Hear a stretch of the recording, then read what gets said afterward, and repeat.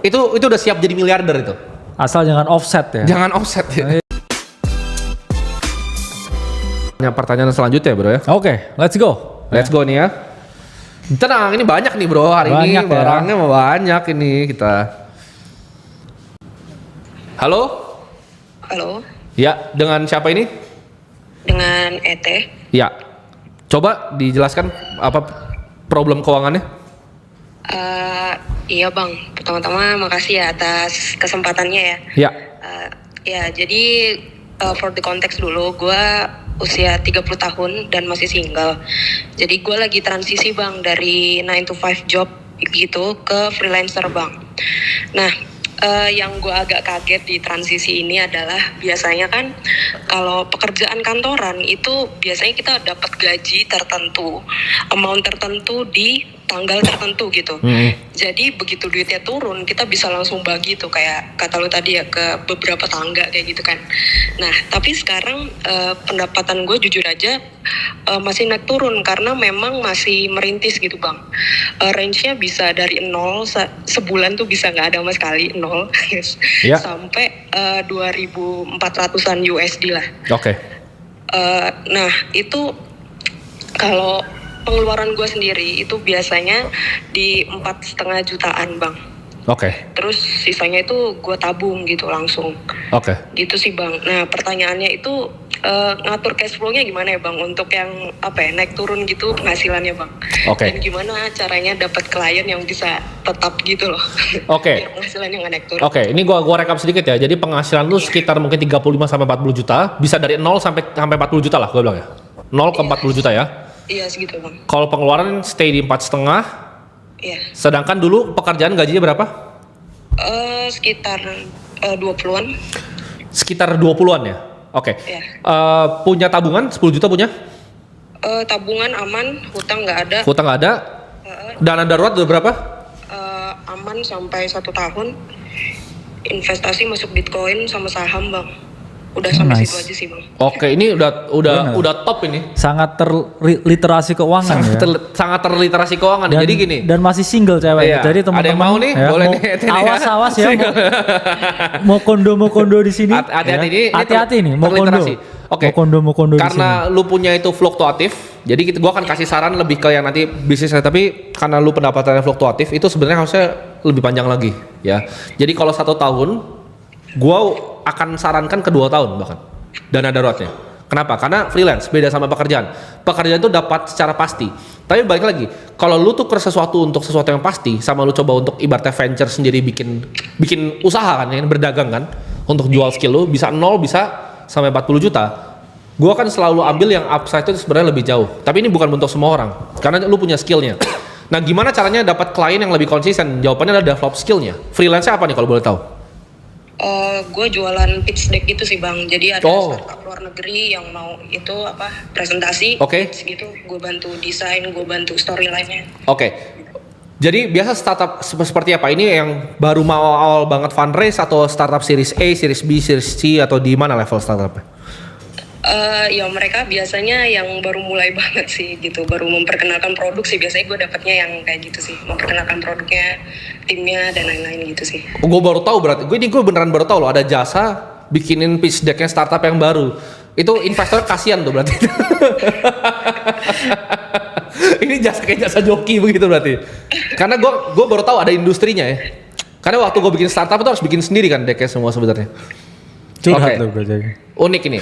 Jadi jawabannya lah gimana cara lu bisa dapat klien lebih banyak. Sekarang channel lu untuk jual gimana? Karena secara keuangan udah set ya, bro. Udah. Tinggal dilanjutin lagi, udah beli saham Oke banget. Udah beres tuh. Yes. Dana daruratnya mungkin itu preferensi lu, tapi setahun sih sebenarnya cukup bro. Ya. Tapi kalau freelance menurut kita enakan 2 tahun sih. Kayak Ray Dalio tadi dikali 2. Taruh di mana dana daruratnya sekarang? Reksadana bang. Reksadana apa? Reksadana obligasi. Oh, kok gini? Kalau obligasi itu lu cari yang fluktuatif atau yang garisnya lurus? Yang stable gitu loh bang. Apa ya? Dana mas stabil, Sukor Stable Fund. Ya pokoknya yang stable gitu. Gua hafal semua. Di antara dua itu bang. Oh, antara dua itu oke lah. Itu berarti sekitar yieldnya 5%-an ya, kalau gua nggak salah inget ya, 5%-an. Oke. It's fine. Ini berarti sudah sangat terliterasi, lu harus main offense sekarang. Karena gini, lu kan udah 4,5 juta tuh pengeluaran tuh oke banget untuk income bisa sampai 40 juta. Bener, Itu udah hemat top. juga hitungannya. Top, itu udah top. Udah nggak usah dikurang-kurangin lagi, udah bagus. Problemnya, lu punya problem di konsistensi income. Jadi jawabannya satu, gimana cara lu dapat orang, ya kan? Lu kan mesti acquire klien kan. Proses onboarding klien ini lu harus bikin lebih seamless. Contohnya apa? Satu, ya, lu harus bikin channelnya dulu untuk mendapatkan leads-nya. Lu dari mana sekarang? Biasanya dari platform pekerjaan gitu bang, kayak Upwork, LinkedIn. Oh, oke, jadi lu meregistrasi diri lu di platform kayak LinkedIn dan lain-lain kan? Ya. Nah, saran gua adalah, lu coba kenapa nggak lu coba untuk mulai bikin konten? Ya, setuju. Lu mulai bikin konten untuk dapetin leads-nya. Nah, leads-nya lu tuh capture dalam format email. Lu bikin dalam misalnya Substack dah. Lu bikin konten, ngajarin gimana caranya bikin perusahaan startup awal-awal. Karena lu yang bikin pitch deck buat orang dapet investor kan. Itu harusnya konten yang lu bikin. Lalu lu bikin listnya itu ke Substack. Lu bikin email list nanti di sana. Nah, dari email list itu, lu kan akan capture dari nama, nomor telepon, itu lu baru mulai cold calling nanti di sana. Tapi itu listnya harus lebih warm karena mulai dari konten. Ketika konten lu udah mulai jalan, ya, lu tembakin iklan konten lu baru. Karena lu kan problemnya dapat leads-nya sekarang, dapat kliennya. Jadi ketika lu besarin depan lu, top of funnel lu, middle funnel lu besarin, leads-nya dapat banyak, klien lu pasti lebih banyak dan itu income lu bisa stabil 50 juta sampai 100 juta. Di situ lu bisa mulai nyerang lagi investasinya. Paham? Okay. Lu tuh bukan punya gini. Bisnis kan ada dua, ya. Ada yang problemnya itu gua ngomongnya delivery. Contohnya apa? Restoran. Gue misalnya punya restoran 60 kursi udah full, gue harus bikin restoran lagi untuk fullin itu. Nah, lu tuh bukan problem di situ, lu bisa kerjain terus kan kalau ada klien. Iya. Dan ada AI, lu pasti gampang lah kerjainnya. Problem lu adalah mendapatkan klien. Nah, tapi lu harus bedah dulu nih, industrinya apakah ini industri bakal terus ada, bikinin pitch deck untuk startup atau enggak? Atau lu bisa pivot ke consulting bisnis yang lain atau gimana? Karena skill lu harusnya bukan bikin pitch deck doang, tapi consulting sebenarnya.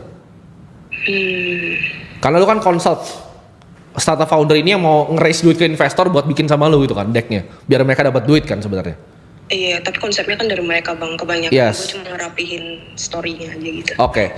Jadi skill set lu itu masih bisa ditajemin lagi. Nah, lu belajar apa? Lu belajar marketing untuk dapetin lead generation seperti apa, cara nurture leads seperti apa, dan skill sales, bro. Ya. Lu Ya. tajemin 3 itu, gua rasa income-nya bisa besar. Semoga membantu ya, Tete. Oke bang, terima kasih. Oke. Nah, jadi itu dari case yang ini beda lagi nih, bro. Ini kayaknya Ya. sangat financial literate, tapi Yes. dia punya bottleneck di income. Masuk di 49%.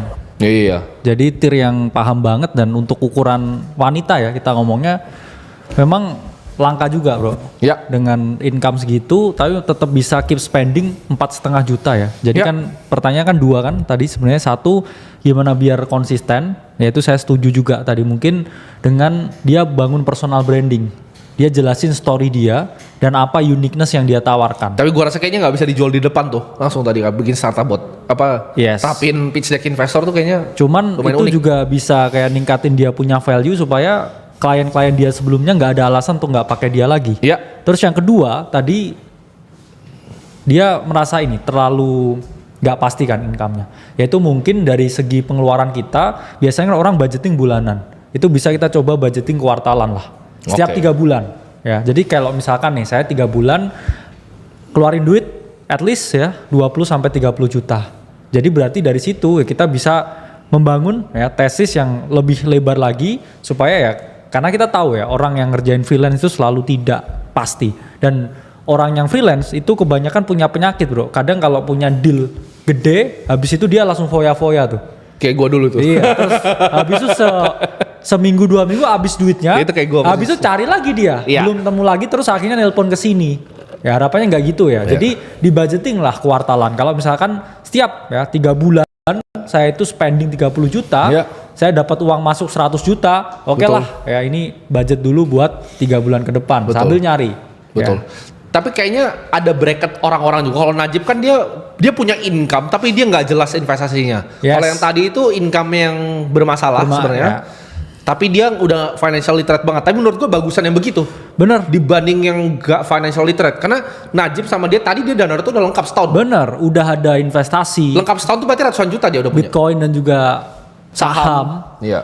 ada juga dana darurat. Top itu. Jadi udah all set. Oh, udah all set itu. All set. Tinggal dilanjutin Bener. ya. Tinggal itu udah siap buat kaya. Bener. Itu udah siap jadi miliarder itu. Asal jangan offset. ya. Nanti di kartu kuning. Karena banyak yang bilang gini misalnya, oke Yes. tapi income gue stagnan, gue kerja di McD bang, gak naik-naik gaji, jangan kerja di McD. Bener. Lu jangan lanjut kerja di McD. Karena- Bang, gue nggak naik income-nya bang, gue nggak bisa, gue UMR. Iya.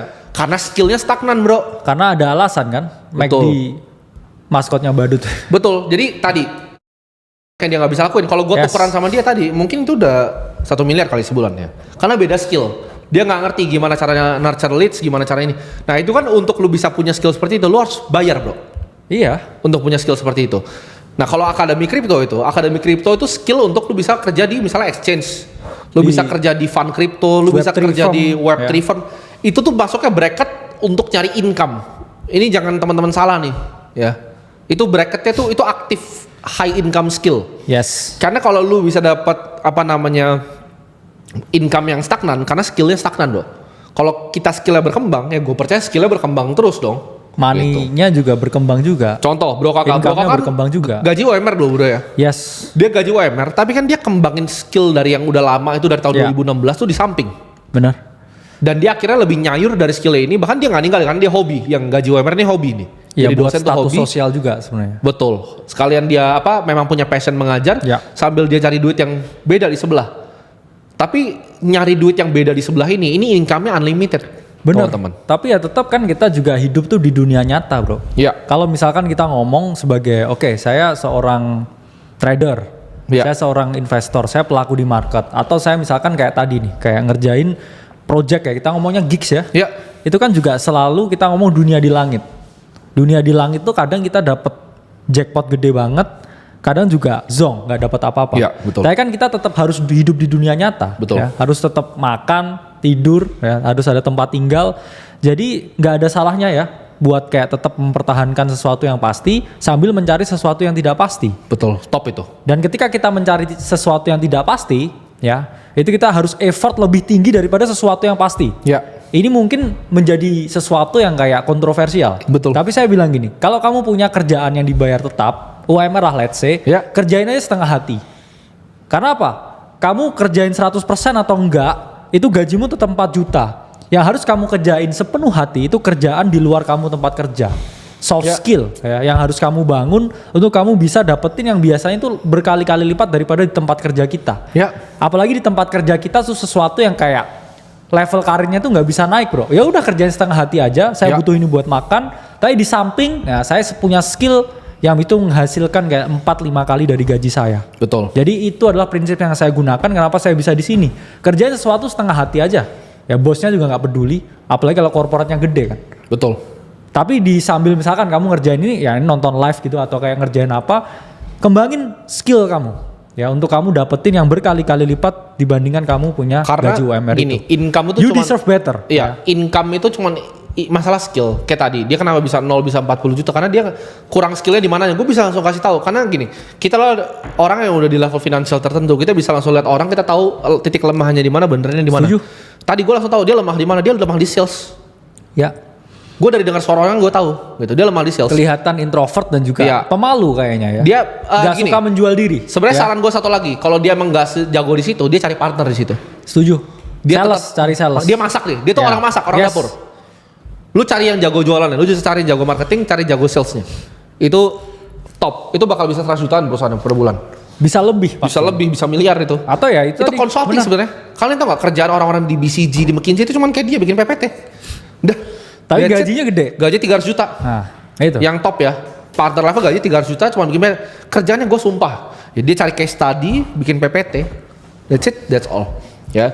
Boleh kita coba minta telepon action nih, seru Oke. nih. Seru nih. Ini by the way kita teleponnya ini berdasarkan kalian request ya. Jadi kalau kita suruh ngisi sesuatu di Discord tuh diisi